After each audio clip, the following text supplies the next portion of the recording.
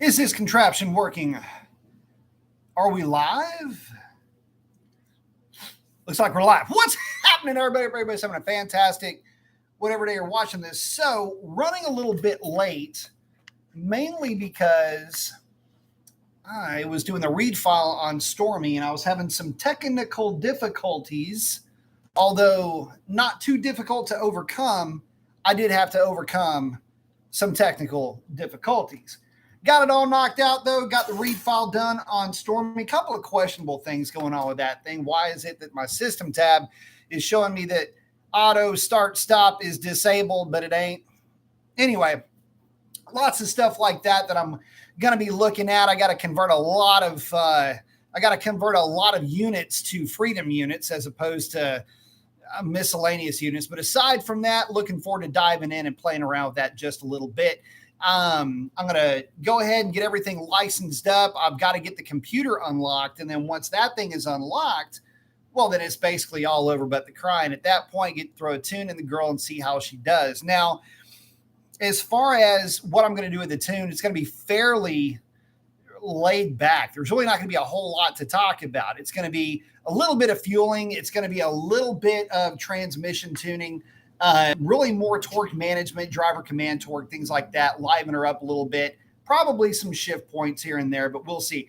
Actually, the transmission tune in that thing's not half bad, so I don't have a whole lot to complain about. But at any rate, hey, listen, it's a late night edition, so you never know what's going to come out of my mouth on late nights. Sometimes it's chill, sometimes I'll lose my shit. So anyway, be in the knowing for that. Let's check in with you guys real quick. Marco is in. What's up, brother? Skids is in. I got the horns up. Gary Payne saying hello, everyone. Superior Fit Body saying hello. What's up, Soup? You get the conditioner of air going over here. Guys, it is stupid, hot, sweltering, nasty down here in Southeast Texas. Welcome to August. So down here right now, it's skeeter killing season. These things are like pterodactyls. They are flying around everywhere. There's one. Did I get him? Sucking the life out of everybody. By the way, if y'all don't remember the old shows where we'd have the body count on skeeters, I think that might have been, I don't think I got that one unless it landed on my head. Anyway, what was our old record? It was like 12 or 13 in one show. So anyway, we're back to messing with that. Robertson saying, "Sup, you Mason? What's up in Wisconsin? I like it." Ardell saying, "Hey, B, what's up? What's up, Ardell?" Marco's saying, "What should I do to the red eye? It's not the wide body, so it's 275 tire." Yes, sir. I want to put a 305 on the stock 20s. Think that's good? No. I don't like the 305s on the 20s because, let me see if I can illustrate this for you real quick, Marco. This will give you an idea for why I don't like it. I didn't have a whole lot of, I never had a whole lot of success with the 305s on the 9.5-inch wide wheel because bust out some artistic skill set. So we're just going to draw this as two beads on the rim. So see how that would be your beads, right? Okay, this would be the two beads on your tire. Ideally, you don't have much of an angle if this is your tire on the ground. I'll just kind of shade that in. On the ground, like that. The reason for that is you want the weight of the bead going straight to the ground, okay, on both sides. Now, if this sidewall is too short, what'll happen is you will get this effect happening where you get that bulge out. But the problem isn't just that. It'll be more or less like this, and you're trying to go straight down, but the force is actually going at an angle this way. What that'll do is that can cause the tire at the same pressure as what you'd see up here. That'll cause the tire to cup. And so what you'll end up having to do is you'll have to run more pressure in the thing. And a lot of times that more pressure doesn't help you with hooking up. So if you want to run 305s on the back of that thing, you've got to go to at least a 10 9.5-inch wheel. That would be my suggestion anyway. It'll help make that contact patch a lot more consistent across the bottom. I used to do a lot of testing with 305s on 9.5-inch wheels, pattern testing, things like that. Man, it never really went well. But actually, if you go with the stock size Nitto Tri 5R, that would actually be a really good size for that wheel.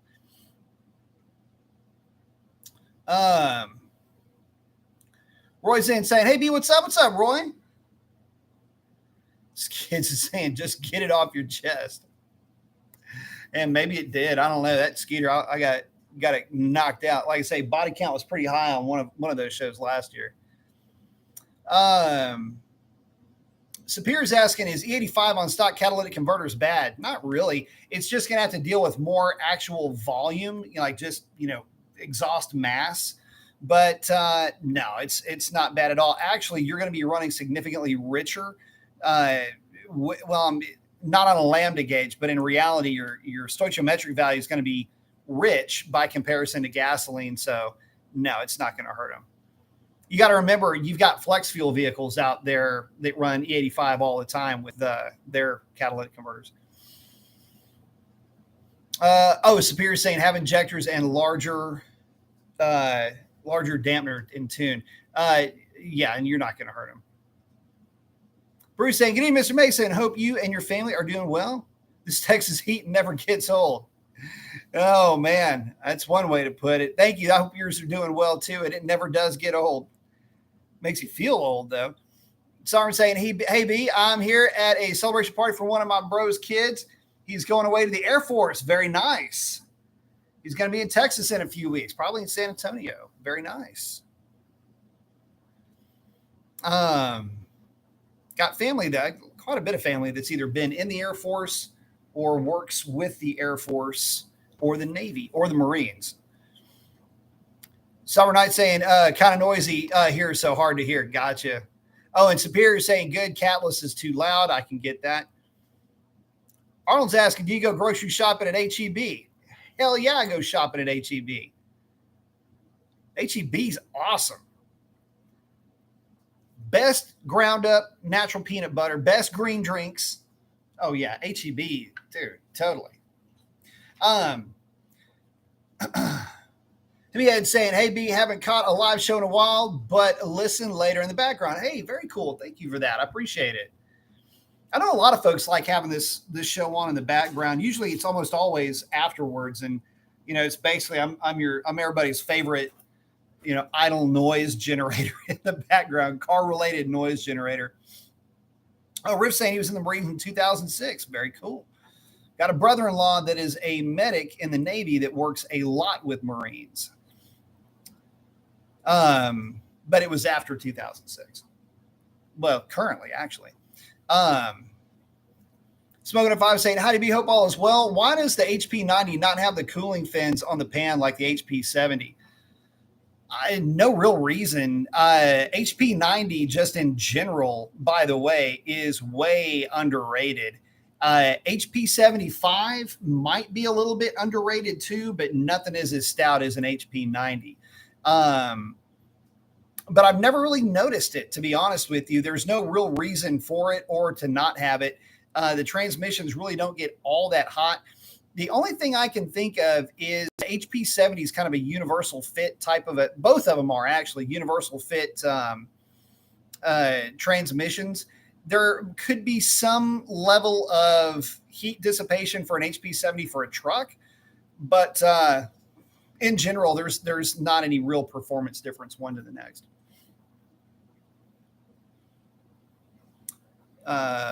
Sovereign saying, sweet, hey, Rift. Arnold saying, is the jailbreak basically a super stock, only that it has a bit more options because they're both 807 horsepower? To be honest with you, man, the jailbreak is just more or less a build your own random option variety. There's really nothing super special about it. You could call it a super stock. It doesn't have super stock brakes and it doesn't have the super stock springs, but it does have some of the same engine calibrations. Superior fit. Thank you very much. asking, does the red eye have a larger upper than the standard Hellcat? Larger upper. Are you talking about like a larger upper? I don't know which one you're talking about. Oh, damn, Gary. Thank you very much. But I want to answer your question. Though. Like a larger upper pulley. They're both. It's the stock. Both of them have the same pulley ratios. The only real difference is going to be in the rotor pack. Oh, Rich is saying smaller pulley. Is it a smaller upper pulley? I always thought the way I always saw it was both the same size, and to spin it any harder, honestly. So here's the thing: when it comes to the red eye, pick your battles. When it comes to the red eye, don't go crazy with pulley ratio on a red eye because they generate a lot of heat. I would not want to see somebody throw pulley at a car only to have it end up ripping a ton of timing, especially on pump gas, because you're running into a knock scenario. So, yeah, I don't remember the red eye having a different pulley ratio. It's only getting, no, it doesn't. It's Rift is asking about a smaller pulley. No. It's a larger supercharger. So the 2.4 liter rotor pack is about that long, and that's the things that are spinning around. The two rotors are about, say, this long. Right, the 2.7 is slightly larger, and so it's 10% larger. And what that does is, for every revolution of the supercharger, it just displaces more air. So think of that supercharger as being a bigger displacement engine, if you will. Smaller engine is going to produce a certain amount of exhaust, if you will, than a bigger one at the same RPM, and that's really where that's coming from. Same pulleys, everything else is basically the same between the two blowers, aside from that. But Gary, thank you so much. But hopefully that answers the question, my friend. Gary says, AB, thanks for the advice. Just finished my build purchase for my Scat with some rear S71 Mickey Thompson SS. Very nice. AAD rear suspension, Mopar rear seat delete. Now just ready to get home and turn the wrenches. Man, I'll tell you what, that's going to be the way to go. I'll tell you something. I have had a lot of success with the MTSSs.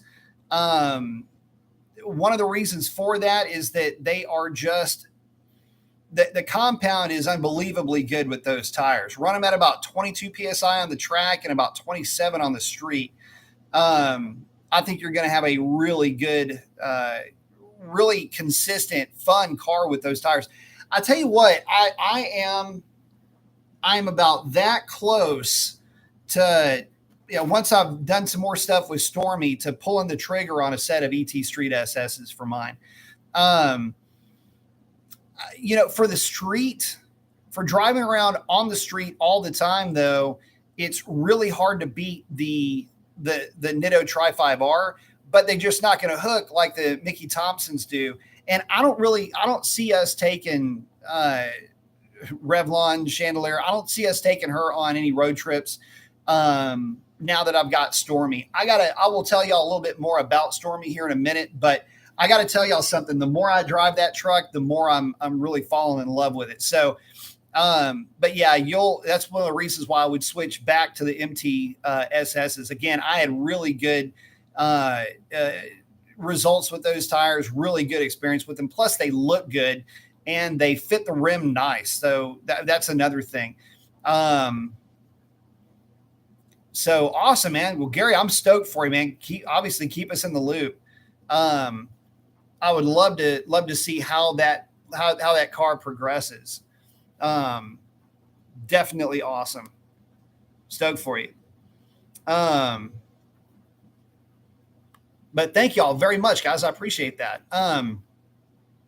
What was I doing with Stormy? So had to hook up a smart cable. Luckily, with these DTs, the install for the smart cable is super easy. And what this thing allows you to do is it allows you to actually go in and read and tune the truck. The computer still does need to get unlocked, but this is just the security bypass cable. And for the later trucks, cars, whatever, you do have to have an internet source to write tunes on those things. So you just have to be able to get, make sure you're logged into the HP Tuners website to be able to make changes and do read files. Let's see. Arnold saying, so the red eye is basically a demon, like 90% demon. Oh yeah. Yeah, for sure. I mean, it's got the same supercharger, same pulley ratios. In fact, it's the same engine calibration, 93 octane to 93 octane.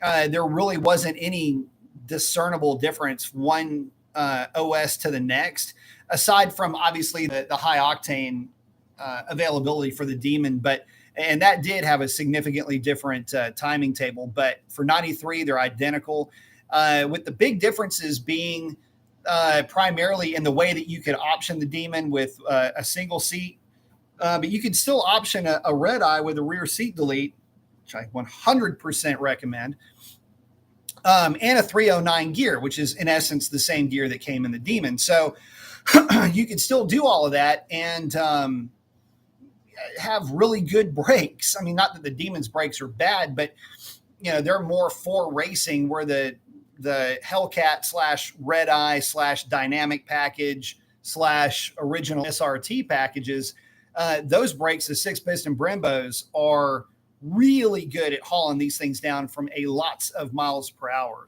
So, but yeah, it's basically all but a Demon. Yeah.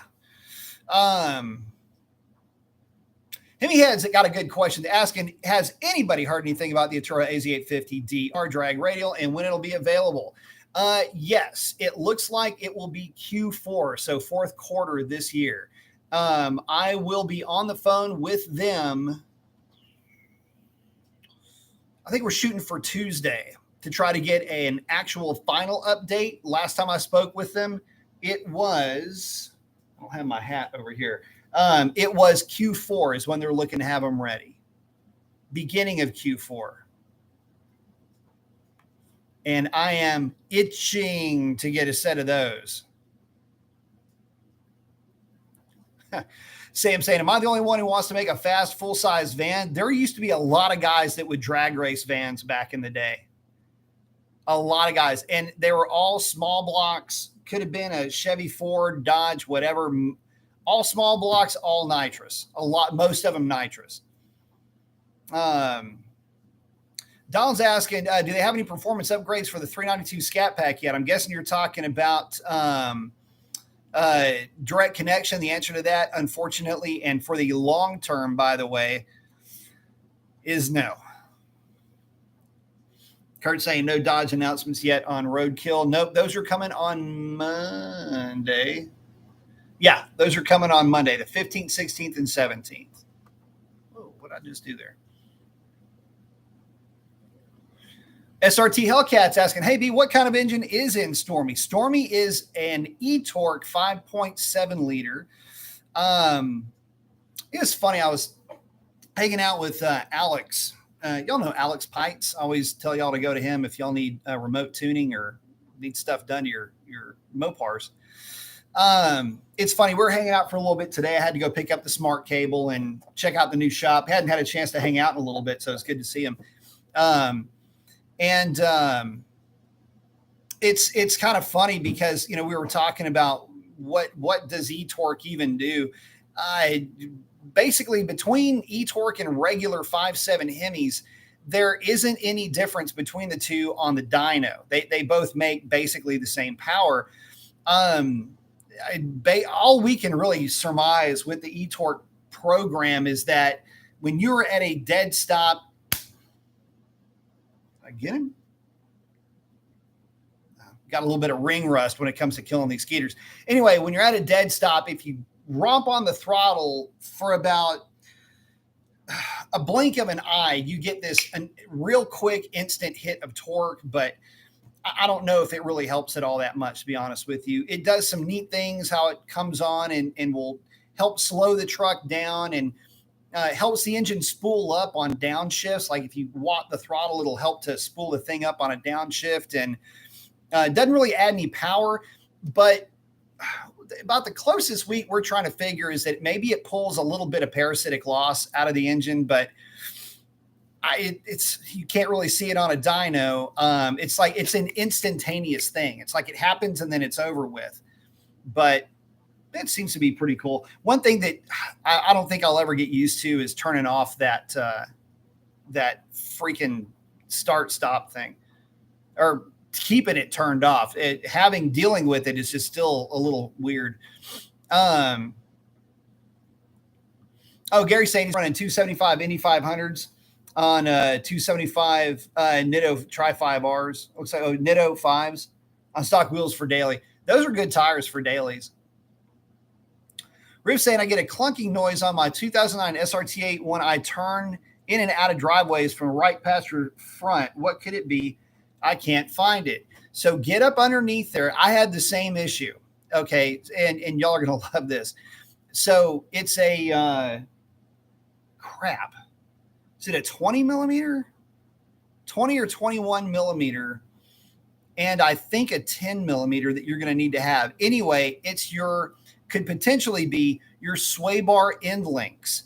So the way that I found mine is I put the jack underneath the car, had the tire off, and was basically I would lift up on the car to unload the suspension slightly, and then I would turn in on the jack to load the thing. And I had a jack stand underneath the control arm. And as it would start to load, it immediately popped, and I found it. In fact, my hand was sitting on that sway bar end link when it popped, and it was like popping knuckles. It just went like that. So I went in, tightened them, and problem solved. And that was exactly what the problem was. And I mean, I put some arm into it and tightened it, made sure they were good and stiff. I found it. That might be yours. It might not, but that's what I did with mine. So instead of going in there and just try to find them, just get in there and tighten them down. It might fix a problem for you.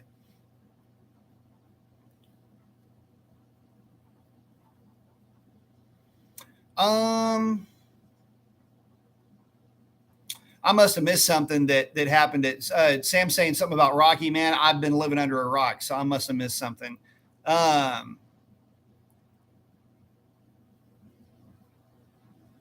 Ghost saying he's running the new drag. Is that Drag Specialties drag radio? Whoa, I just messed something up over here.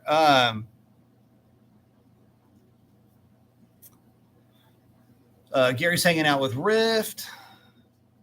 Oh, Gary's saying InLink. Saying hard to moderate on a cell phone.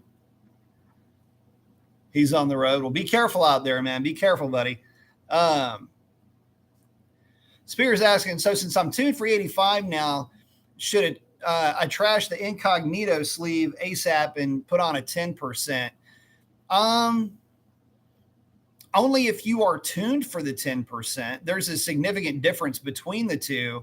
And as long as you've got enough injector and you've got enough pump, then yeah, I mean, I would maybe look at a 10%.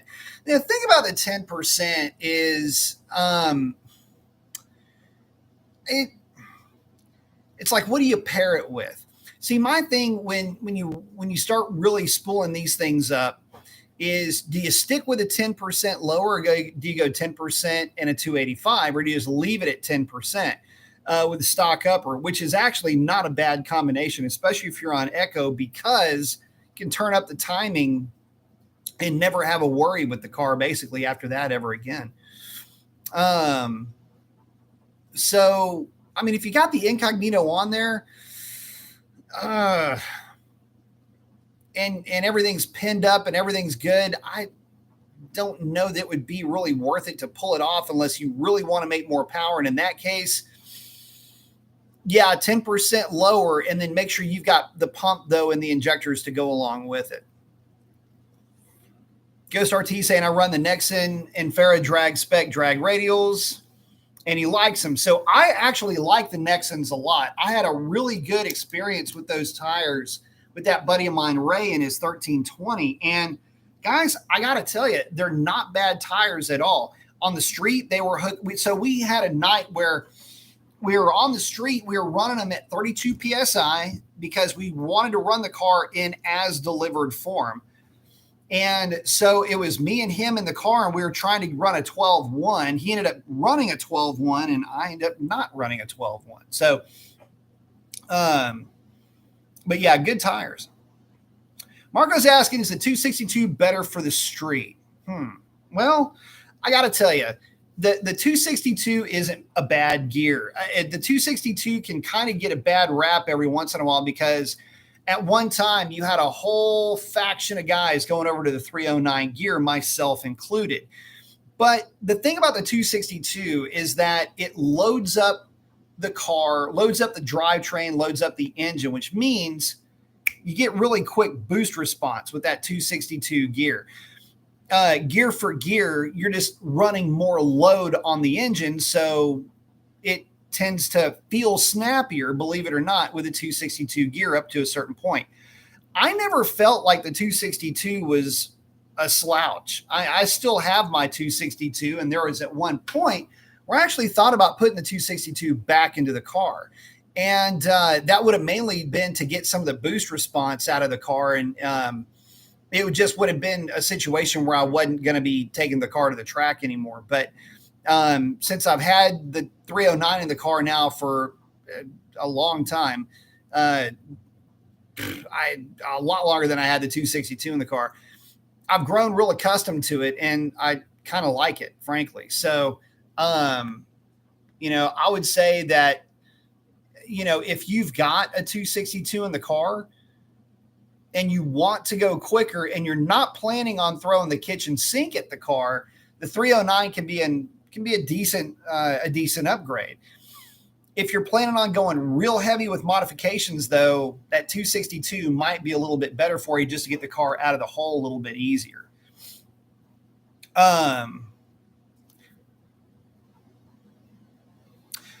Sam saying, I was thinking about doing talking about twin turbo setup on a GMC Savannah passenger van with a 4L80 or a 6-speed. That'd be pretty sick. So back in the day, there was a time. Y'all remember the Astro vans? If you don't remember the Astro vans, they were this thing that looked like a doorstop that Chevy was making, and I think all of them came with 4.3 liter V6s. Anyway, a lot of guys started hot rodding those things with 4.3 liter hot rod parts, and they started putting V8s in them, and pretty fast trucks or vans or whatever.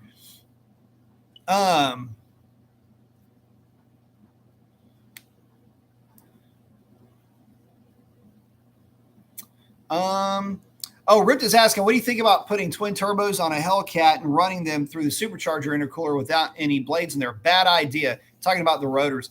Not a good idea at all, because the runners in that manifold, they're only about that long.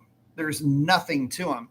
So the car would be a turd. And it would just be really kind of weird distribution in that thing as well.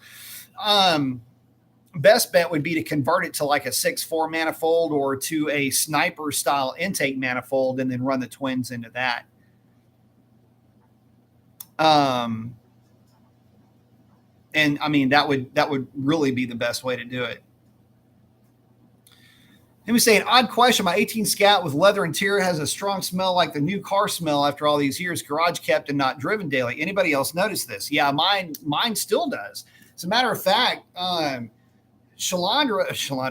Chandelier still smells new, and that's a 2015. Kind of cool. I mean, it's got a distinct, hasn't really been lived in car smell. Sam saying, I was also thinking about building a van-based motorhome. Maybe it's just the Fireball talking nice.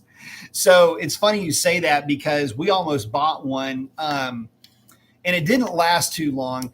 My wife called me up one day. She goes, look at your phone or whatever. And so she had sent me. It was an orange and white GMC 3/4 ton van that was one of those van conversion things that are like kind of like a motorhome, like a little motorhome. And all I was thinking is, oh my God, if that thing's a big block, I got to own it. And it was gone before I even had a chance to call the guy.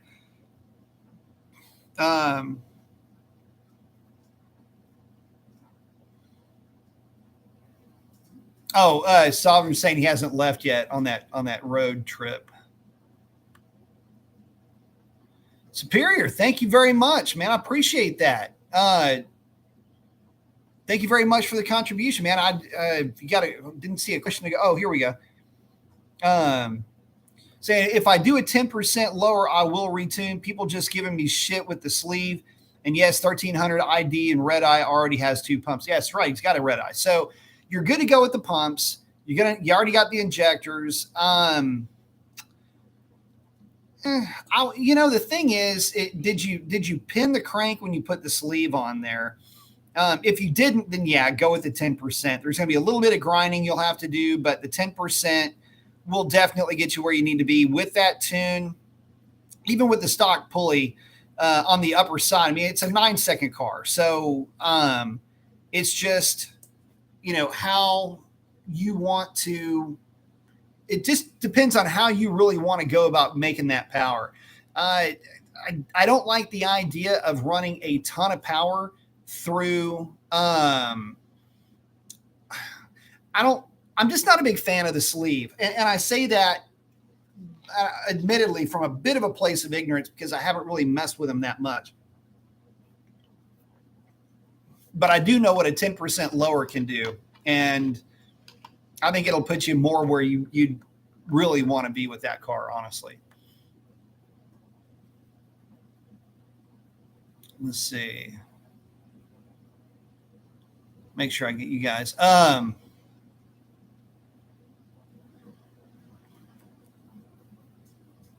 SRT saying Motor Trend Garage went live on Roadkill Nights. Missed the main race. Have to watch the rerun later. Saying he wanted Demonology to win. I didn't see it. I didn't see any of it. I went back trying to find it on the live feed and just could not find it. And then I had to jump on the truck and get that read file done. And of course, I got to get the computer unlocked. And once I get the computer unlocked, I will probably have already made the changes to the tune to where once it's unlocked, I just load file. So Sam said, I remember you could get a used van for $1,500. Now that $1,500 van is a $5,000. Man, I tell you what, and that's if you get it on a deal.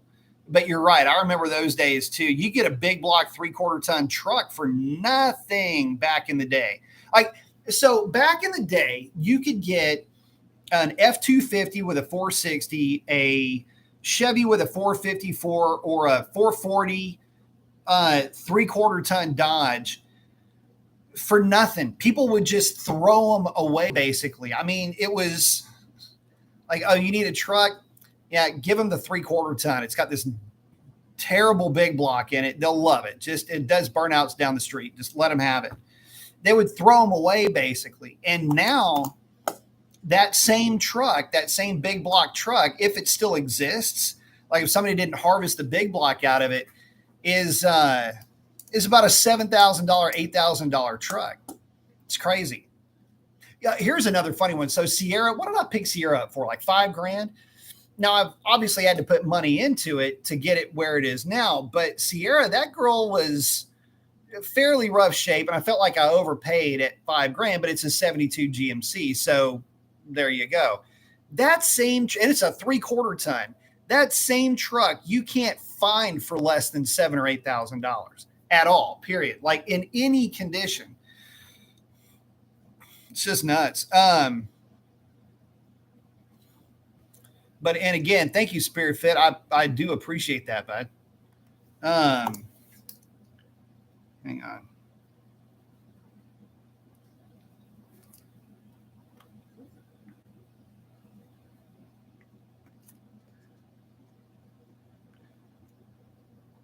Okay, here we go.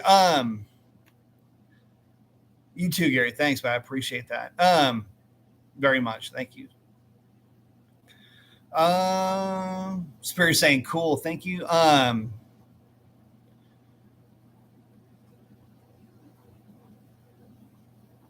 Oh, Sam saying the sad event that happened at Rocky Top was a racer went off the big end. Oh, damn. I'm sorry to hear that. Man, I tell you what, speaking of people flying off the sides of mountains and whatnot. So when I lived in San Francisco, man, I lived in, well, San Bruno. Just south of me was Blackhawk. And for you guys that know the area, that's what starts the Alice's run up through La Honda, up by where Alice's is and all of that. And there's a parking lot up there that it doubles as the life flight landing pad for the helicopters. And that whole area is extremely motorcycle friendly, like vintage sports car stuff. If you've ever seen print ads where you've got like a picture of a car in the mountains or a motorcycle in the mountains or whatever, that's where they're filming it. Well, guys go up there and it's like they treat it like their own racetrack and they go blasting through there. Well, got that one. Or got something. Was that something on my head? Because now I just scraped off something that was bloody. Anyway, but yeah, you'd see the helicopter come and land in that one spot. It's kind of a bummer. But yeah, it just got to where it was a weekly thing with that area.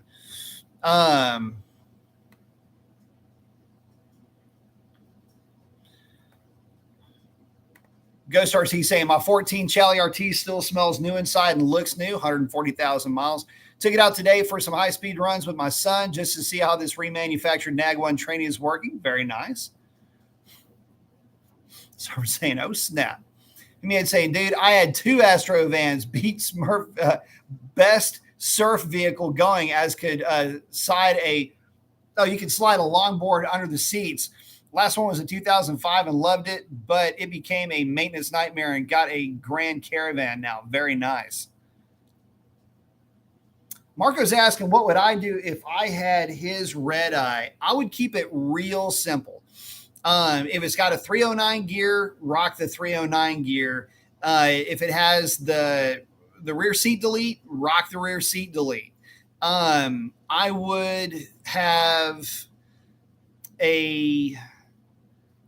probably not do anything pulley wise and would go with an E85 tune, because those cars love E85, and I would do some transmission tuning to it. I wouldn't really do a whole lot with that car because I'll put it like this, from the factory, it's a low 10-second car. It may not necessarily mile an hour with chandelier. A lot of that has to do with heat that it's generating on the back half of the track. That's why E85 is kind of a good idea for those cars.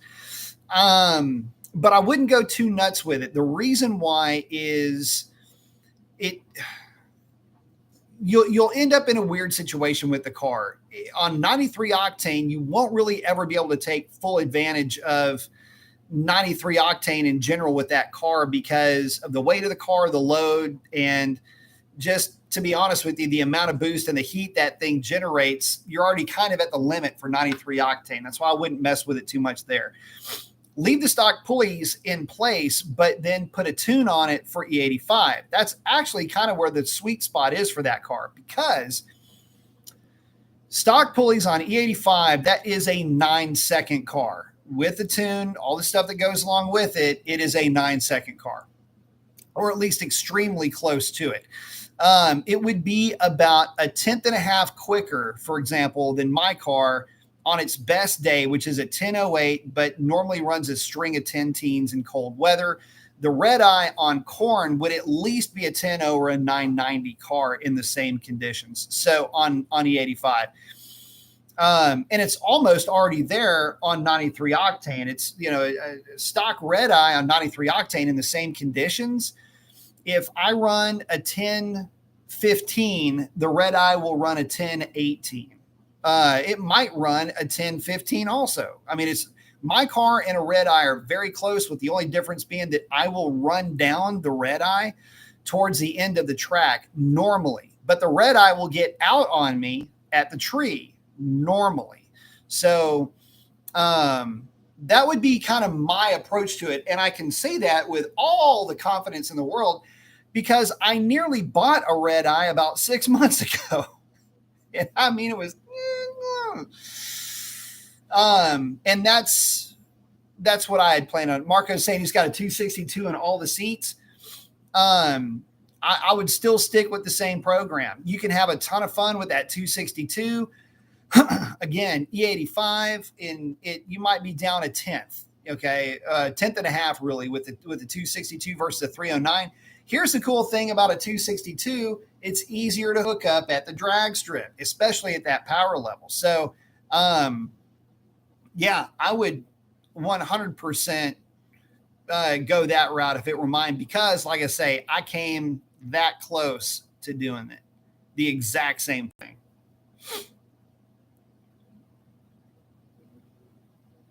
Mr. Jarvis saying, what up, B? Just sold my 2015 car for 60 grand. Prices are crazy. Hard to walk away from that money, isn't it? I'm telling you. Somebody's going to have some fun. For those of you that don't know, we do live, well, the shop is located basically right in the middle of Los Acetos, so you may hear some folks heading out.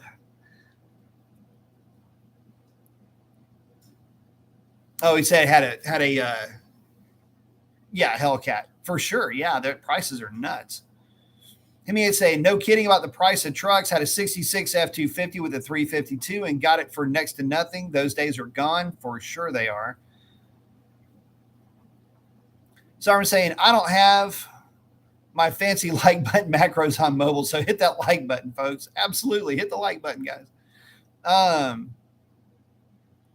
Sam saying, I guess it's back to looking up vans. Yep. And yeah, Marco's saying he's got the 262 with all the seats. And again, good combination, fun car. The good thing about, I'll put it to you like this. Don't be too quick to throw a 309 in the car. The 309 gear in the cars have got one funky spot. It's like a weird doldrum in the shift strategy. It's the exact same one that the 321 geared trucks do. It's this weird dead spot at around 40 miles an hour, like when you're just kind of rolling through the gears and you're into the throttle a little bit more and you get to that speed where it won't downshift and you're just kind of hung in that gear. The 262 doesn't really have that problem at that speed. That happens, well, sometimes a little bit later, but anyway, it doesn't really matter. You don't really notice it with a 262, but damn if you don't notice it with a 309. It's one of those things where the 309s can be livelier, and it's like, not really. I mean, it's lively, don't get me wrong, but it's not like lively like you would think. Not in this day and age with the types of transmissions that we have.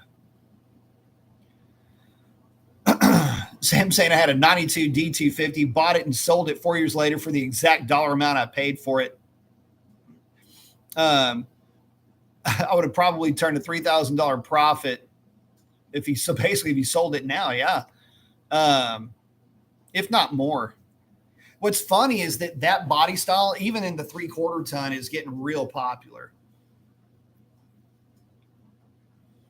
Ghost is saying, I really like my 2014 Challenger RT, but sometimes I feel like I should have bought the 392 Challenger instead of the RT57. Let me walk that statement back real quick. Don't ever feel that way about the 57 because look, for a couple of reasons. One, there's always going to be a trim level or a motor that's bigger or whatever. So don't worry about that. If you had a 392, you'd be saying, oh, I wish I had a Hellcat. If you had a Hellcat, you'd say, damn, I wish I had a red eye. If you had a red eye, you'd say, damn, I wish I had a super stock. That's just how this game is played. I really do like the 5.7s. I just bought a brand new truck and it's got 5.7 in it. Absolutely love that engine. And to further that point, it's got plenty of power. It's got a lot of usable power. And, let's not forget that 370, 380 horsepower is still a lot of power. And by golden era standards, I mean, that's the same power that the Super Bs had and that the Roadrunners had. So it's like you've got a big block Roadrunner by having the 5.7 liter. It's just really that good. And so I try to tell folks that, Now, I understand where you're at with the 5.7 cars. If you've got 262 gears in that thing, I would say swap them out for 309s with a true track, or a no slip, I should say. That'll make all the difference in the world. If it does have 309s in it, if it's got an open diff, have a no slip installed. But aside from that, the cars are fantastic. And again, you can use every horsepower that you paid for. Now, is it like on the same level as a 392? No, not really, but you can have plenty of fun with that 5.7, and that's really all that truly matters. I love my truck, and I would never say anything negative about anything about a 5.7 in a car or a truck. Which kind of brings me up to this point. I talked about this briefly. So I've had the truck now for exactly a week, actually a week and a day. And I got to tell you guys, the more I drive that truck, the more I like it. I am stoked with those 2-inch drop springs. That truck looks so much better. There is absolutely no difference in how the truck drives or rides. It absolutely changed the look of that truck. I hate that super cat's ass look. She's back to, it's not completely level. It's got just a little bit of a rake instead of that really tall rake. And I absolutely love the look. It does need, in my opinion, a little bit of tweaking just in driver command. That's really all I'm worried about. Again, not really wanting to throw timing at it, maybe a little bit of fuel, but not too much. And really the whole idea is just to liven the thing up a little bit, as it were. So, but it just, in terms of the driving experience, again, shame on me, really, because I have found that the Ram, of all the trucks that I drove, and especially now that I've been spending time with mine, the worst, best kept secret out there. I mean, it's like they sell every one that they make. But it's the worst, best kept secret out there, because I am here to tell you guys that thing. The scary thing is how that truck runs on the highway. But that 321 gear, if you roll into the throttle hard, it'll get out of its own way. That's not a problem from a stop sign. But it's how the thing accelerates from, say, 70 miles an hour to 95 or 100 miles an hour. It's just fast. Like it's faster than what I would have expected a truck to be. And that's what it's just fun. I really am starting to warm up to that truck a whole lot more than I feel like I could have warmed up to the Ford. And the Chevy, after I drove it, was just a non-starter for me. So, Hemi's talking to Ghost. Yeah, don't dog on your RT. Yeah, they're awesome cars, man.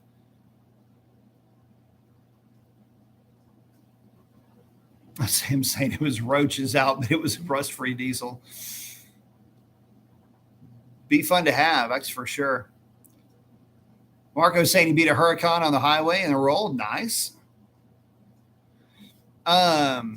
Sauer's asking, can you do anything to give a 5.7 a low-end punch or boost? You can re-gear it. If you wanted to go that route, you could always put, boost on it. The E4 Supercharger is really good, so you could potentially go that route.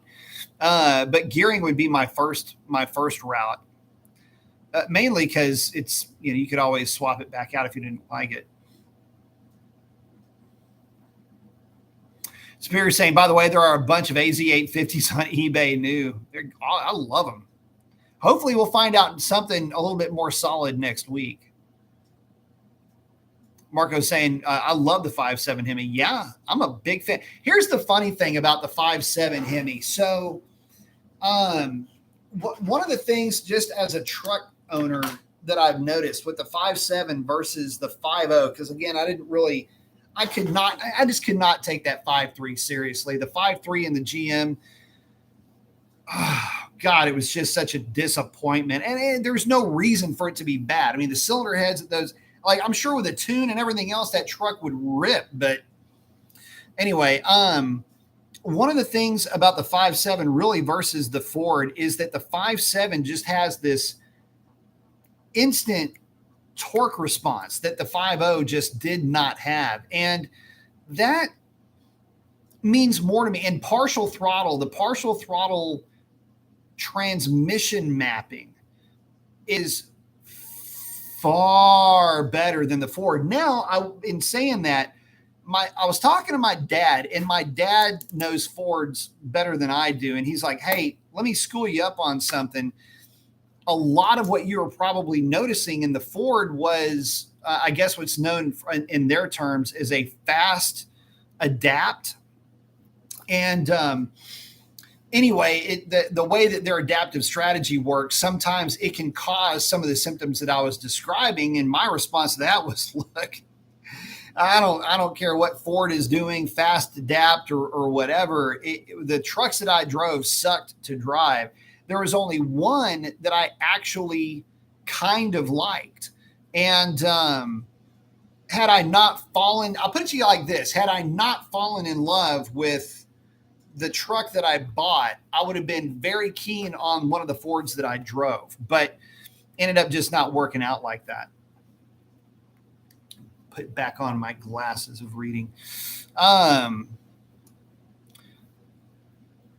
saying, man, the only thing I do in a new RT is an exhaust, and on the truck I'd put Super 40s. The stock setup is not beefy enough for me. I tell you what, so here's the funny thing about the new trucks, the new trucks, 2022. You know how the 19 and 20 and 21s had the resonator pipe? The 22 does not have a resonator pipe. It's just a straight piece of stainless steel that's about like that long. So gone is that resonator, but they're still using the same muffler and the same back resonators. And so it's on a cold start thing actually sounds pretty good. But yeah, it does need, it needs a little bit more flavor underneath that truck. I'm probably going to go with a MagnaFlow. I think the MagnaFlow route is going to be the best in general. When I did all my exhaust testing back in the day, one of the key takeaways was that anytime you're running a Y pipe, you want a straight through muffler. And you might say, well, or rather an X pipe. And you might say, well, the truck doesn't have an X pipe, it's got Y pipes. Well, an X pipe is basically two Y pipes. And you can, obviously see how that would work out, but it's just two Y pipes put together, right? So anytime you have those pulses converge like that, where they don't have a straight line of sight out, when they converge like that, even though they're pulsing at different intervals, if they hit a chambered muffler, it disrupts it. You get a reflective wave back. And a reflective wave back on an exhaust system is fine if you have an H pipe, because with an H pipe, the reflective pulse, let's say your muffler is here, exhaust is coming this way, and let's say you've got, let's call this two mufflers, all right? So that reflective pulse, when it comes back, it can actually dissipate side to side, and that'll weaken that pulse and allow the gases to keep flowing. What ends up happening in an X pipe or a Y pipe, when you have a chambered pipe, at least this was the theory anyway, and we'll just use a Y to describe this. Kind of looks like a dick. Anyway, when you have this convergence and you have a chambered pipe here, you get the same reflected wave, but now you have this spot right here where that part of the flow can end up being disrupted somehow.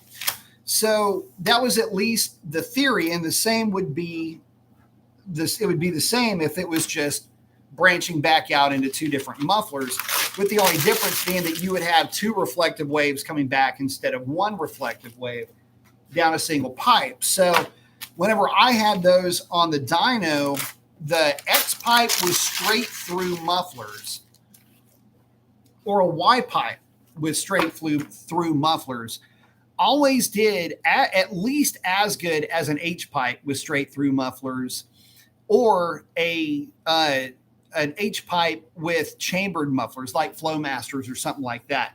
Flowmasters on the X pipe were always the absolute worst. I can tell you that, at least from my own experience.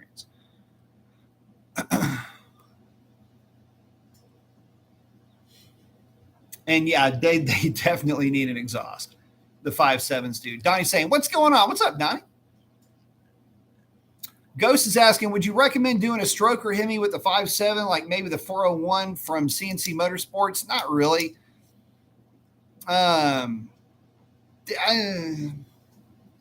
Look, here's the thing. I really wouldn't, because basing it around a 5.7, the problem is the bore size. The bore size in a 5.7 is going to keep the valves still shrouded, where a 392 wouldn't. If it were me, instead of going that route, I'd maybe pull that 5.7 apart, put some ring gap in it, and run a blower. You're going to be tearing it apart anyway, and you're spending money anyway, so you might as well put something together that's really going to give you a big gain. You'd be surprised. How do I put this? You'd be surprised how much you may end up not being happy with a stroker motor. I really don't know how to explain it, but most guys have a different idea from reality for what a stroker motor is going to give you. A lot of times you don't get any horsepower. Let's say on a 450 horsepower engine, if you're at, say, 5.7 liters versus 6.6 liters, you will go up maybe 12 horsepower and maybe 35 or 40 pound-feet of torque, and all of that power is down low. It's not necessarily going to be up top. So you get a stronger engine in general, but the curve, like if this was your torque curve before, like if that's what your torque curve was before, what it'll look like now is, if you use the same components up top, it'll look more like this. See what I mean? You'd start out higher, it would start to converge, and at some point it's going to nose over, especially if you're using the same intake manifold. And that's even with a different cam. You can end up running into limitations on your top end. Marco is saying, it says online my car runs 11.1. I know that they have run 11.1 on easily on those tires in really good air. I've seen plenty of red eyes, whether it's a 262 or a 309 gear car. I've seen plenty of them running mid-10s without any issues on a drag pack. Like at clockwork, 1054, 1057, 1056, right there in that range. It's definitely got it in it to do it. It's just got to hook up. But yeah, on stock tires, on a prepared surface, you probably get away with that, no problem. What did I run? I ran hold on, let me think. When I did the testing, it was an 11.1. I went at 11.1 something. I think it was an 11.15. When I did take the Nittos to the drag strip. So those are the Nitto Tri-5 R2s. And it only really hooked up a couple of times, and the rest of the time I was having issues getting them to hook up. Donnie's saying I did the whole cam headers full bolt-on build on the 5.7, and it's really fun trying to decide if I want to pick up a stall for it before I mod the Hellcat. Man, I probably would. I'd look into Circle D for a converter for that thing. And look, man, 5.7s are a riot. People don't give them the credit that they deserve, and it sucks because I'm kind of a 5.7 fan. Sam's asking, I wonder if there are higher flow cats in the new trucks. I don't know. They're pretty big. They look like Hellcat, or they look like either Hellcat or Scat pack catalytic converters. And by the way, it's about that big around. You can see some old coffee in here. The freaking piping in that truck is huge. I mean, the exhaust pipe is all 3-inch. So yeah, good stuff, by the way. Sam saying, I personally would rather run Super 10s or glassbacks, but I'm that guy that likes it loud just because I like to piss off a certain group of people.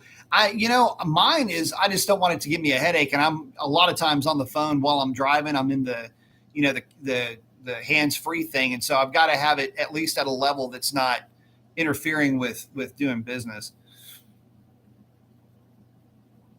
Because saying, damn, man, I just sold a VS Racing Turbo. Yep. Hemi has got a good question. Any non-Mopar cars catching my eye these days? Nissan Z is cool, but also kind of disappointing.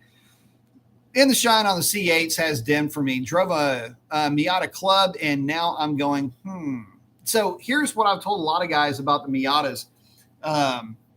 Don't ever drive one, ever. Don't. Because you'll become a convert just like everybody else that drives one. But it's like this. My dad works at a racetrack, and at any given time, there are, 10 Corvettes, LS powered contraptions on a track day.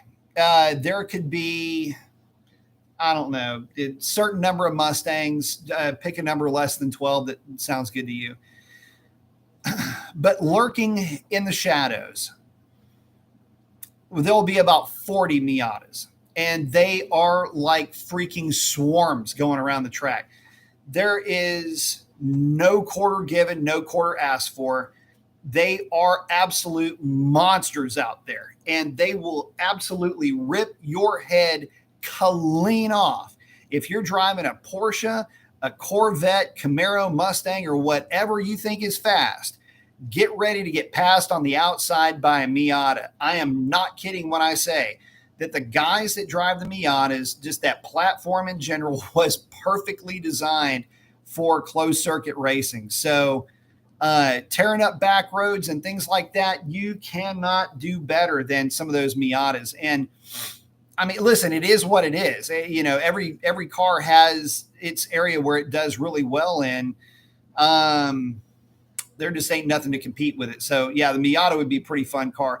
I've always liked the Z cars. The 370 has always been a car that I liked a lot. I owned a 350. In fact, when I lived in NorCal, I was always bombing the mountains, always bombing PCH in that 350. Freaking loved that car. Really kind of shouldn't have gotten rid of that thing. So, it's just kind of a funny thing. I don't really know what, I don't really know what I would pick. Like if there was something else out there, what would I go with? What would I take a look at? Man, I'm having a hard time getting away from the new Supra. I still have a little bit of a schoolgirl crush on that car. Nothing really from BMW. Or anything. I could say nothing or anything from BMW. Nothing really catches my eye. They're all really good. Nothing really from Mercedes-Benz right now. Nothing that really does anything for me. And then everything else is just kind of, it just doesn't strike me as being fun. But those are some of the cars that I've at least thought of. More of the modern cars, I should say. Oh, Hemi saying, hey, you got that right. I've never driven Miatas and have never not enjoyed them. They're a lot of fun. Oh, hang on. I just lost.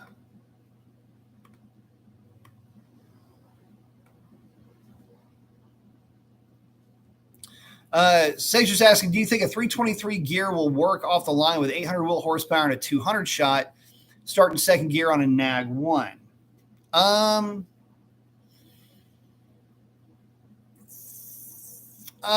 Probably. I mean, if you've got 800 wheel plus you're hitting it with a 200 shot, you're going to definitely need to make sure you've got a built Nag 1. I know built Nag 1s can take it. I mean, E55s are running Nag 1s, lots of 750 horse versions of that car running around. It depends on the tire, honestly. It depends on what tire you're running.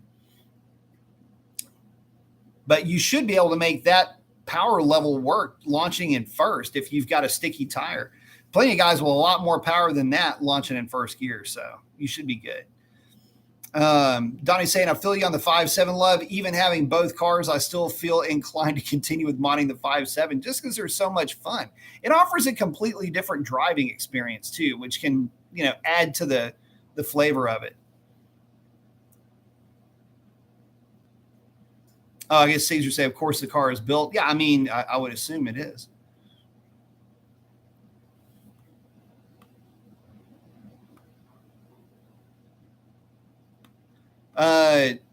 What is this? What do you, hang on a second.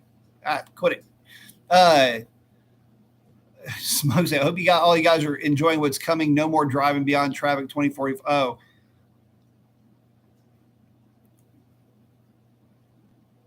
you guys are all like mice. What? Weird.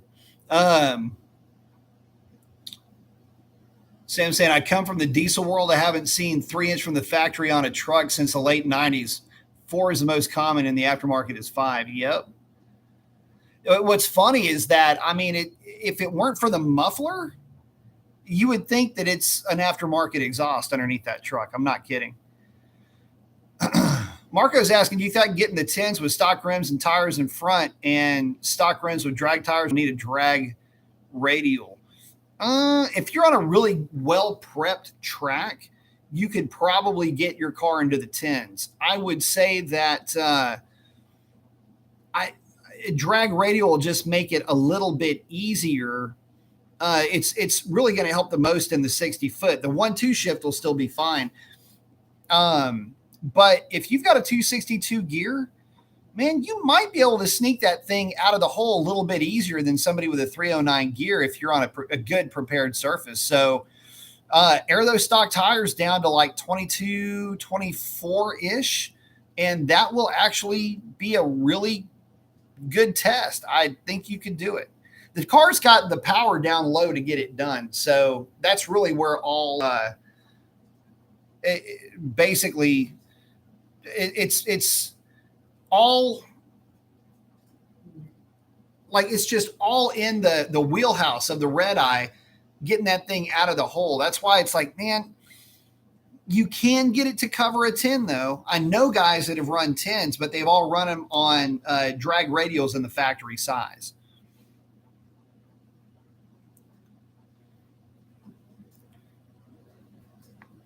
Siren's hanging out with this smoke. Live it up. Mark saying, starting boxing. Nice. Forgot to tell you. Very cool. A lot of footwork, a whole lot of footwork. Muay Thai, not so much, just power. That's right. Yeah, you got it. The main thing is the setup. You always want to make sure that you're putting yourself in a position to actually be able to bring your legs, your ass, your arm, and your torso into delivering a power shot. So yeah, it's all really more about footwork, placement of footing, and working angles. Boxing is a whole lot more about working angles because you only got 2 weapons instead of 4. So, setting up, making sure your outside foot is just the right distance. You want to go outside if you want to throw a low straight, feint a low straight, come up inside with a hook. There's ways to step into that where you're loading up that leg. And so it's a whole lot of setup. Boxing is messed up, man, because the second you get good at it, you find out how bad you're at it. So, it's one of those crazy things.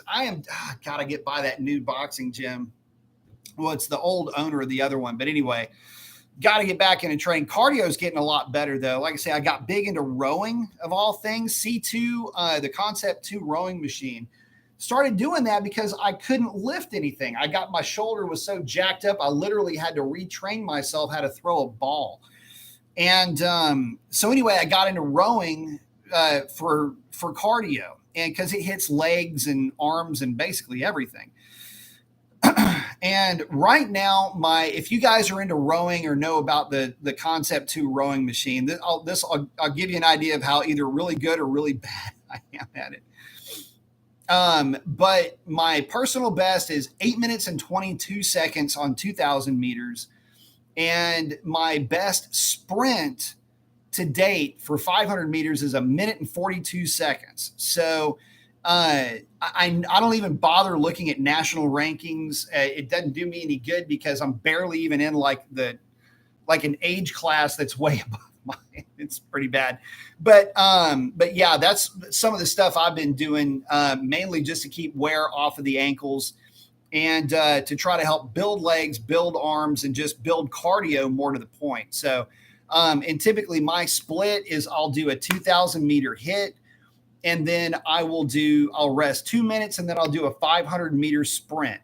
If I'm not doing that, what I'll do is I'll do 4 500 meter sprints with 2 minutes in between each set. So, and right now, if I were to get on one, it probably would suck a bit because my legs are shot. I set a new personal best with that 822 and then covered it with that 142 the very next day. And so my legs feel like they are made out of rubber.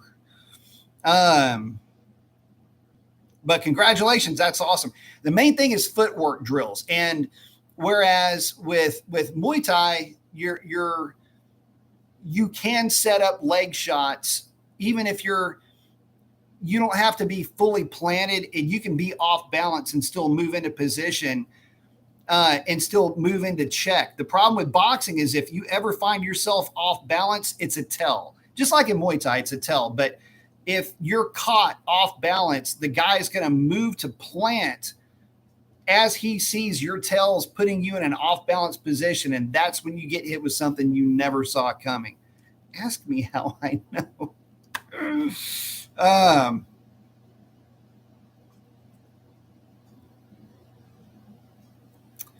Sam's saying it's kind of funny. I just bought an RV, a 2018 model, and it costs less in insurance than my 2015 Ram. Nice. Kurt saying Alfa Romeo Giulia. That's another good one. 6-cylinder car, twin turbo. That was almost your next Challenger Charger, was the Giulia platform. No commercial potential. Freaking love the name, dude. God damn, that's awesome. What's average boost a 5.7 can run if you boost it? Also, how much boost does a Hellcat Supercharger produce? So stock about 10.5 to 11, depends on density altitude or the altitude that you're at. But at sea level, Hellcat will make at best 11 pounds of boost. The earlier car is a little bit less only because of clearance in the Supercharger. It's not mean it's better or worse, just is what it is. The average amount of boost a 5.7 can run. So boost is kind of an abstract. If we're talking about a stock camshaft, just a 5.7 in general, I would probably limit it to 7 or 8 PSI just to keep it safe on 93 octane more than anything else.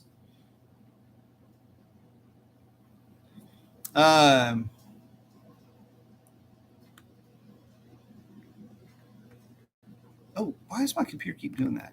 Marco's saying I called boxers figure skaters and us Muay Thai fighters power skaters. Nice. It is a lot different. The main thing, the main thing is it'll teach you footwork. The one thing boxing had taught me was a whole lot about movement, body movement, and footwork, and as opposed to any other type of striking that I was ever involved in. It was always boxing gave me the biggest problems because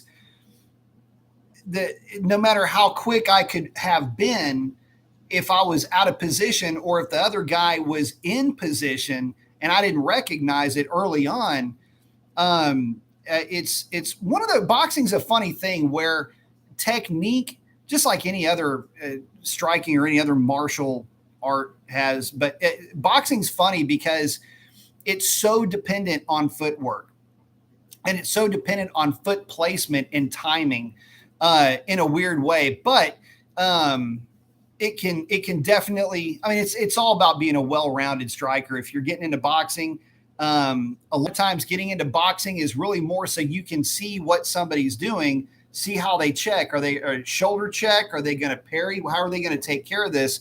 That's what boxing will teach you. So it's all fun stuff.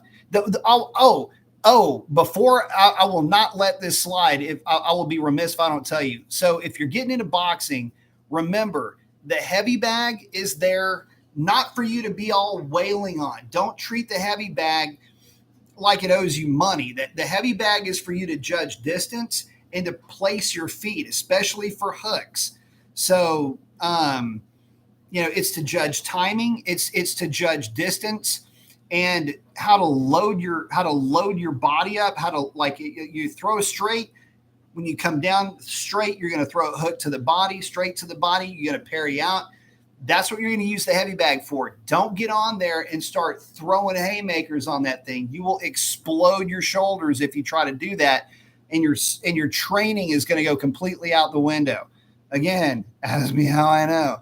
So use it for what it's really there for. Practice combinations. Start off really light. Be more conceptual at first, and then start heating them up.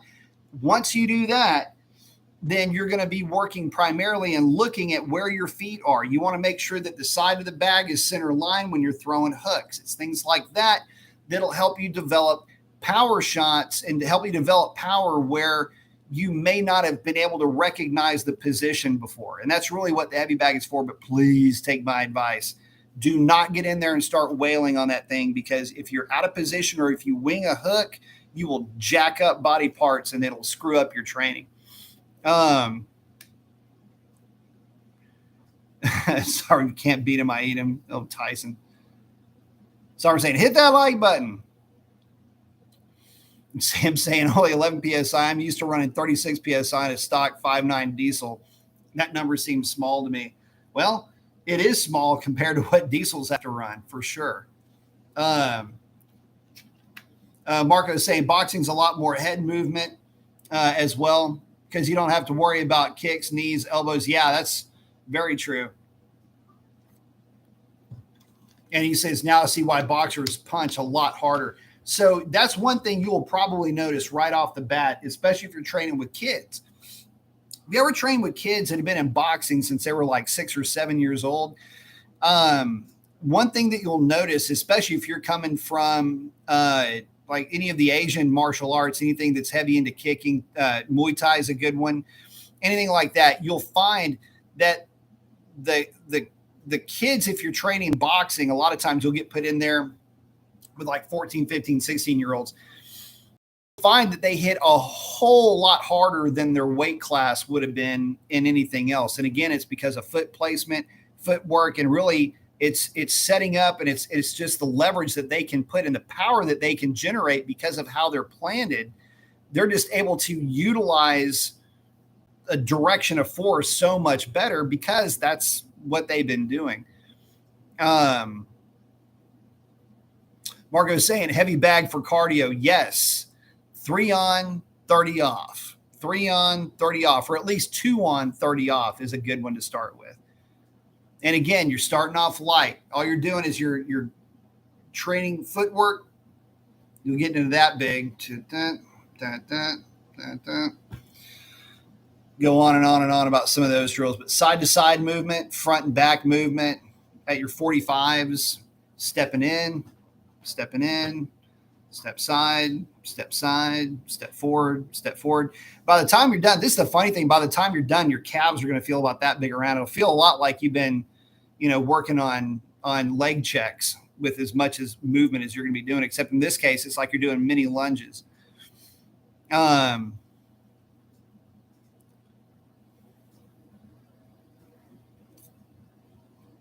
see. Hemi is saying, thanks for the chat. You all have a great night. Got to hit the rack. Understand completely. Mark saying touch, move. That's right. Touch, check, touch, check, touch, slip. Could be anything. I miss it. I miss training more than I miss really anything else. I really doesn't. Mark saying, he doesn't really know Hemis. He knows boxing a little bit. I mean, not a lot, but I did get a chance to do it for a while and was heavy into it for a little bit of time. Ghost saying that guy, Richard Holdner, did a stock bottom end turbo test on a 5.7 Hemi on YouTube, and he took it up to 19.8 with ring gap, made 1,100 horsepower. I watch his videos a lot. Richard's a good guy. Written a couple of books. Back in the day, he was big into Fords. I know that. He had a Mustang. I think he still has it. So the thing with any of these modern engines, guys, is, it's ring gap. And what's ring gap? Well, ring gap, I don't have a piston here. Around the piston, you have rings, and those rings are there to be the final seal. The piston is in the bore, but it's the ring that actually seals the piston to the bore, to the actual cylinder bore itself. The piston rings have to be gapped, obviously, to just get them onto the piston, but that gap means something. The tighter that they are, the more efficient they are at sealing the piston to the cylinder. The problem is if they're too tight, those rings expand when they get hot and they can touch. And if they touch, they can start to bow up. When they bow up, this is a spring metal that's expanding. It is going to be stronger than any cast or even forged steel in some cases that it's surrounding.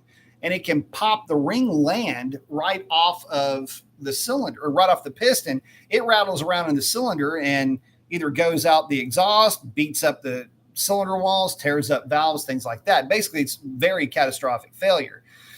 And the idea is in a boosted application, and this could be nitrous oxide or anything else, or even just regular high compression, you want your ring gap to be larger. Now, in general speak, naturally aspirated engines will have 5 thousandths per inch of cylinder bore.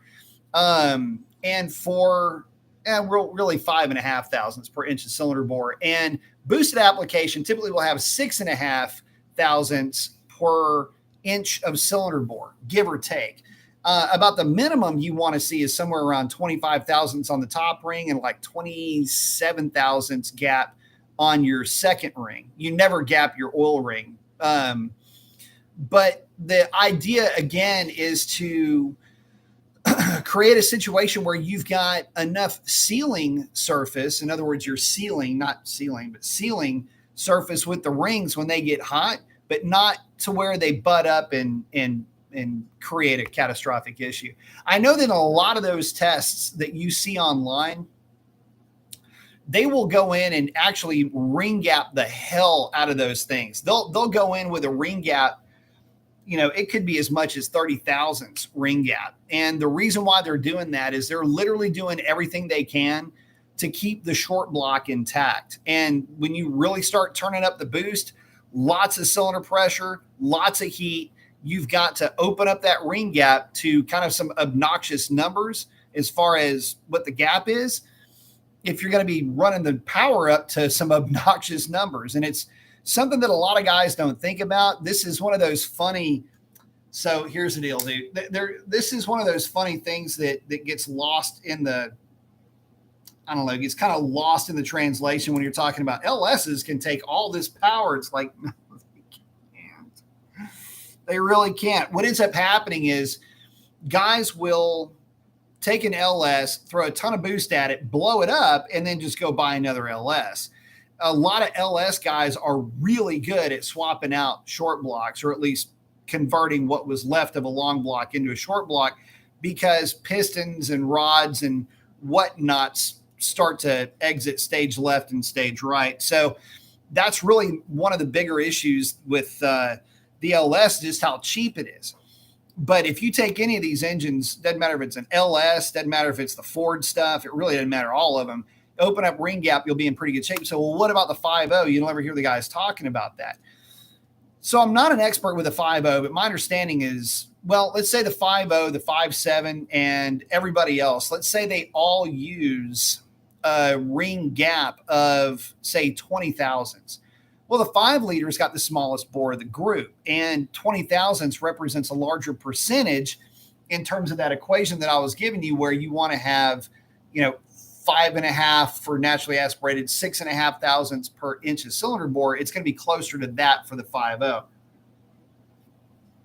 So a lot of times you don't have to go digging into those engines because you've got a little bit more wiggle room with the 5.0, but it's all ring gap related. It has nothing to do with anything else aside from the fact they have really good heads.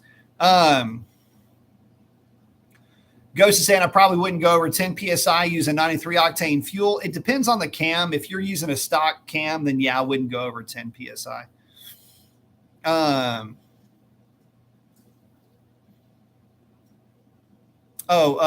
No commercials hanging out with Ghost. Let's see.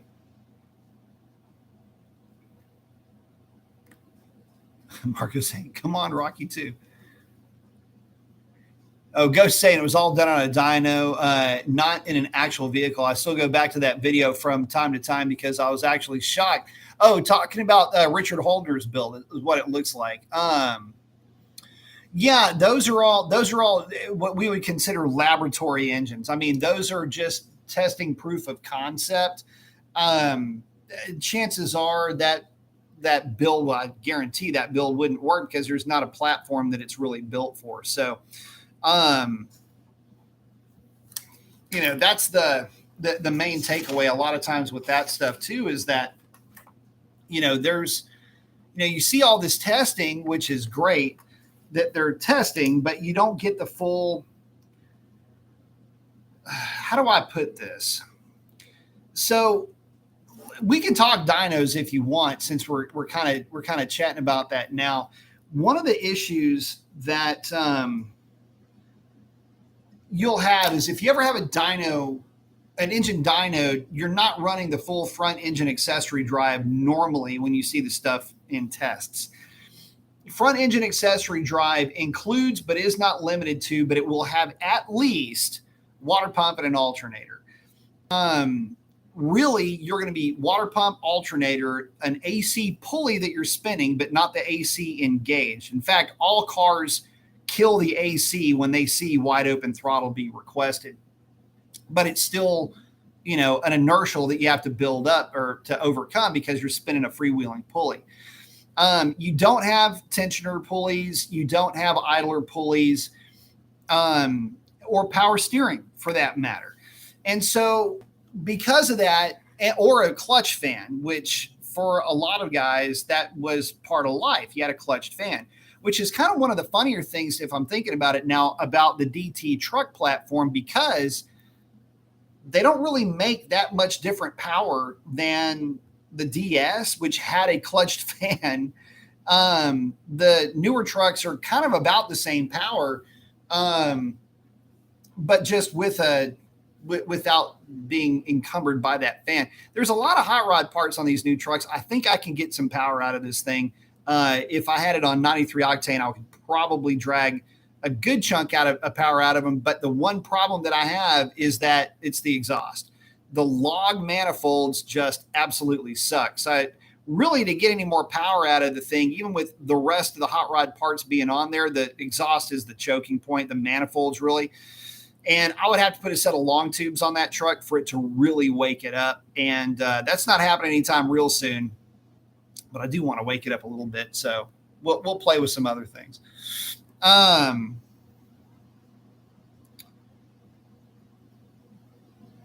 Ghost saying, I think it made 511 horsepower naturally aspirated. Plug turbo Hemi test on YouTube. Yeah, a lot. And that's another thing. So what's it worth? So front engine accessory drive, a going understood amount that it's worth is about 35 horsepower. If you've got a clutched fan and you're running the water pump, the alternator, everything else, and you have to still overcome an inertial load. In other words, you just have to spin something. The fact that it is there and it exists creates a load. If nothing else, it's an inertial load. The walking around accepted number is around 30 horsepower. So 35, 25, pick whichever number you like the most. It's not going to affect the math when it comes to doing conversions all that much. I'll typically say it's worth about 35 horsepower, and I've rarely been that far off with that assessment.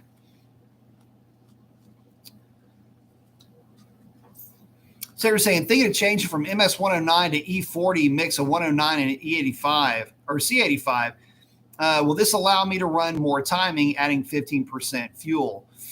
Yeah, it will, because it'll be a high ethanol blend. MS-109 is an oxygenated gasoline.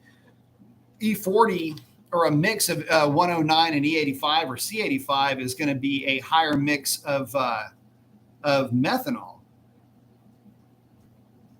So, or am I thinking of Q? Either way, it doesn't matter. You're going to be in a better spot with the higher ethanol content, because a higher fuel mass just absorbs more heat inside the combustion chamber. You may not see it in downstream temps because it happens so much later in the runner, in other words, but in the combustion chamber, it does cool off the combustion chambers better. So if you could get away with running just E85, I mean, that's really the going. That'd probably be my route. Just run E85 through it. There's just too many guys that are making way too much power with E85 to try to drag around it, unless E85 is just a pain in the ass to get around, around where you live, I should say. And the other thing is, you will definitely be able to run more timing, but it doesn't necessarily mean that more timing is going to be better for your combination. I've had cars on the dyno where I've run full timing power sweeps. So taking the Hemis, for example, trying them out at 16 degrees of timing, 17, 18, 22, 24. And I have with E85, this is with Hellcats, I've been able to make power and then watch the power drop off the other side when the thing was just over timed. It had gone past its maximum brake torque timing figure. So it just wasn't in detonation, because the 85 plus the amount of boost that I was running meant that the cylinder pressure was going to keep it under what a knock threshold would be for 85. So that being said, it's not, timing doesn't necessarily make power. It's the ability to be in a situation where you can run as close to MBT timing and not have a knock situation striking. Again, that's maximum brake torque timing. Maybe Dad say more of a Cinderella Man guy myself. Never saw it. Sovereign saying battery is going south.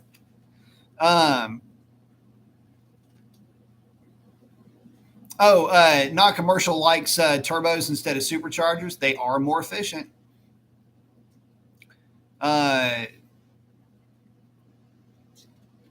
Looking for a plumbing mounts for a 5.7 Eagle Challenger. Who makes the kit? Helion, I think, has a kit. Sam saying a rolling road is not the same as an open roads in a diesel. Fans, electric fans. Yeah, it makes it different. Well, some of the diesels have pretty crazy fans though. But yeah, you've got to have the thing out on the open road to really get it. But I mean, a loaded dyno can get you all you need. Especially the one thing a loaded dyno can do is you can do a load test. Load testing is when you're basically validating fuel trims, and other things, short-term knock and things like that, and looking at knock sensor voltages and making sure everything's cool there. But if you've never seen one of the cars hit a load test, what you do is you basically say, okay, I don't want this car, truck, whatever, I don't want it to rev past 4,000 RPM. So you roll into the throttle and it hits 4,000 RPM, and the more throttle you give it, it will not go above 4,000 RPM, and you will hear that thing screaming. And it is awesome. I love the sound of it, but the first few times you hear it, it's a little like, is that thing going to blow up? But anyway, yeah, absolutely love the load test stuff. Coast is saying Mopar guys have always had to find ways to make things work and fit our cars. Compared to the GM and Ford guys, they have a lot of aftermarket support. You know what's funny? So there's a reason for that. Mopar big blocks, even if you're talking the max wedge heads, Mopar big blocks don't have good cylinder heads. And the pattern, there's no way to pattern off of a stock set of cylinder heads that is going to make a really good set of Mopar heads. Now, that being said, they are awesome street engines, lots of tip-in torque. But this is what happens when you put a set of heads on a big block that flow, even when they're worked, let's say they flow 325 CFM, talking old school stuff here, that'd be really, really well worked heads. Well, when a stock set of, I don't know, Recport 454 heads flow 3 1/4, and then you work them and they flow 360, they just make so much more power. You can have a lot of fun with the Mopars on the street, though, and that's the big difference between street power and race power. It's just that you can kind of sometimes make a race motor work on the street with the big block Chevys and Fords. Mopars just never really had that. You say, well, what about the Hemi? Well, the problem with the Hemi is that, I mean, hell, its heads didn't flow as good as Gen 3 heads do. And nobody bought them because back then, the Hemis, I mean, it's an old design.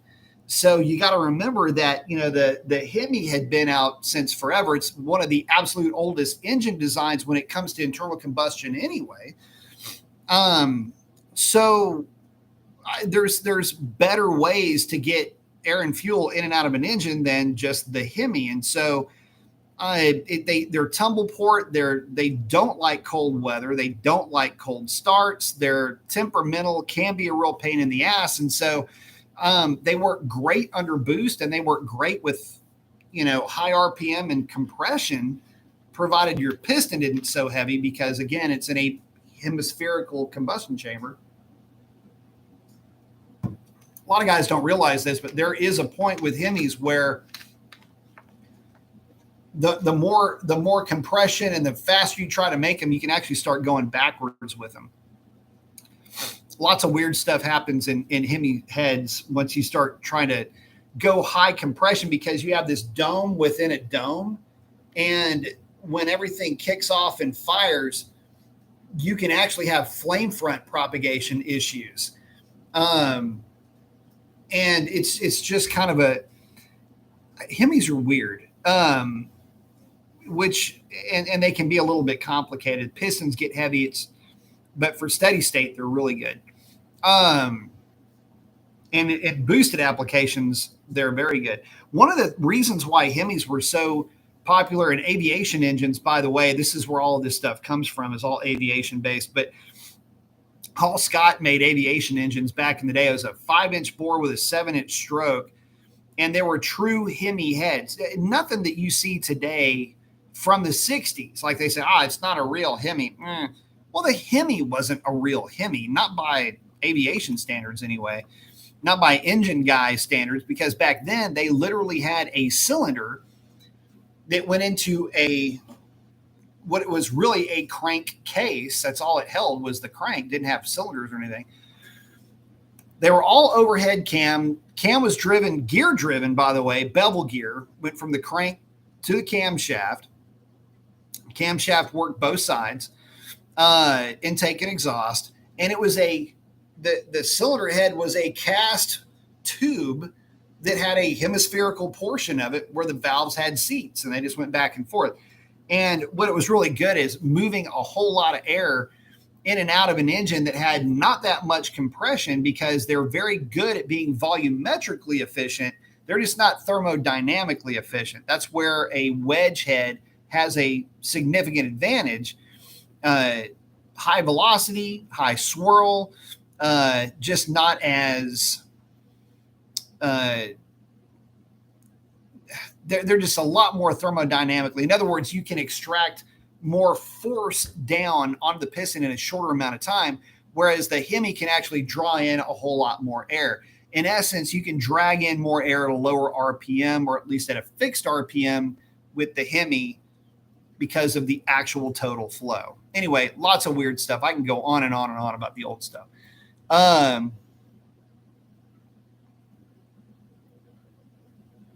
Why not saying, what's going on, Brian? What's up, man? What'd you think about Roadkill? I only saw parts of it, and I was just seeing what was going on Woodward. Some cool stuff, that's for sure. But I really didn't get to see a whole lot of it.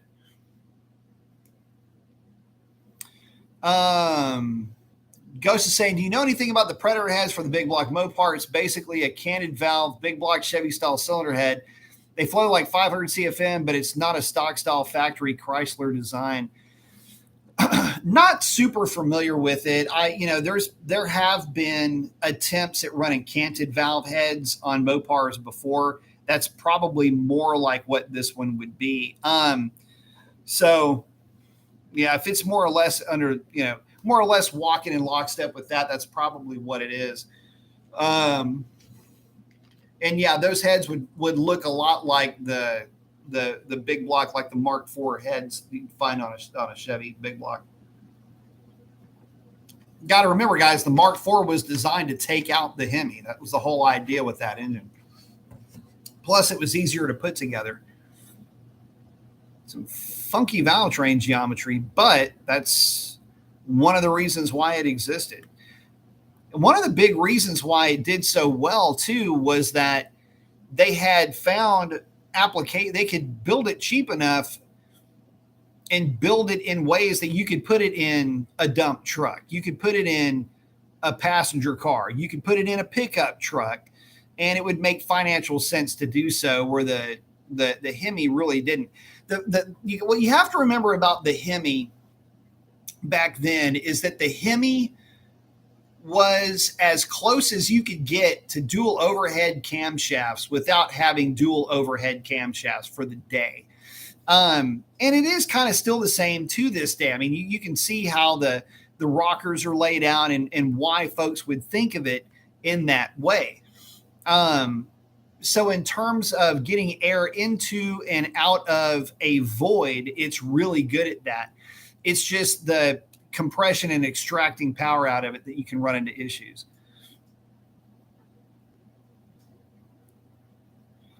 No commercial. Yeah, you'd have to cut a lot out of that Metro, man.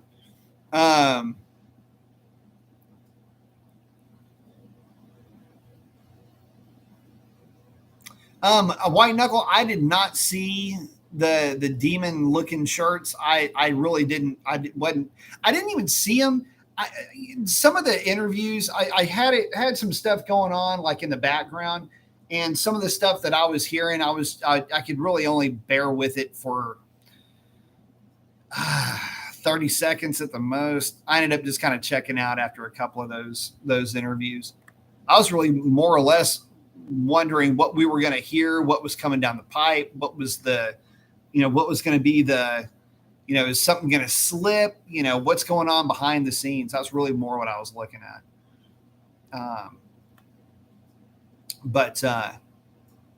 Well, guys, I'm going to have to jump out of here. It is already midnight my time. I got to get back. In fact, I'm going to start perusing through this tune, start making some changes, and start getting it ready for next week. Looks like we're loading a tune next week. So, but with that, guys, I want to thank each and every one of you guys for hanging out. Superior and Gary, thank y'all very much for the contributions, guys, the support. I really do appreciate that a ton. Really means the world to me, guys. Listen, stoked to bring you guys some more Stormy content. If you haven't already seen it, got a couple of videos posted. I did put the lowering springs on the back of the truck. Probably chat about that a little bit more on Tuesday. And, that'll be also when Mopar's divvying out all of their announcements. So I guess we'll see what we have to chat about then too. So with that, guys, again, I want to thank each and every one of you guys for hanging out with me. Would not do this without you. Love each and every one of you.